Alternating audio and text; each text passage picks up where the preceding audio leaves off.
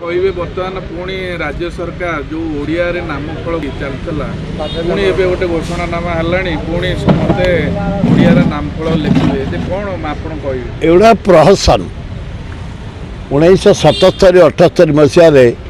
मु नुआ एमएलए होता है नीलमणि राउतर मुख्यमंत्री गोटे डिसीजन ना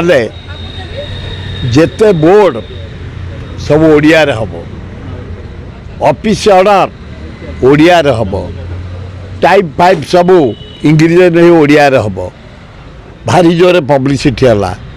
कुआड़े उभे गला ताको देखा को मिललानी तापर जानी पटनायक 82 मसीह गोटे आरंभ कले एणिकी सब ऑफिशियल ऑर्डर ऑफिस रे जो लेखा लेखी सब ओडिया रे हबो ओडिया टाइप भी मेसीन किना गला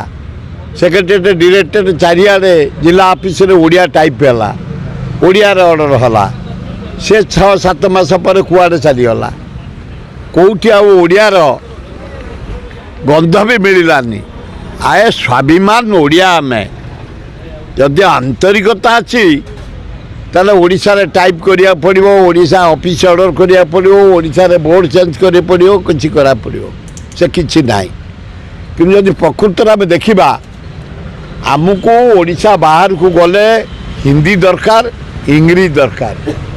जदि इंडिया बाहर को जीवा मनकर नवीन पट्टनायक जाइसंते 35 जन लोक को नहीं ये गरीब जनसाधारण को पैसा गोटे चेष्टा कर शिल्प आणवे गोटे घोषणा कले 4 दिन तले वर्ल्ड सबुठ बड़ स्टील शिल्प ओडिशा रे हबो तापर गोटे गले परदिन 9 लाख हजार कोटी टंकार 35टा शिल्प आसीबो काली आरंभ कले जो मेट्रो बुलेट प्रूफ मेट्रो चलो से माने सब बसिकी बुलुंट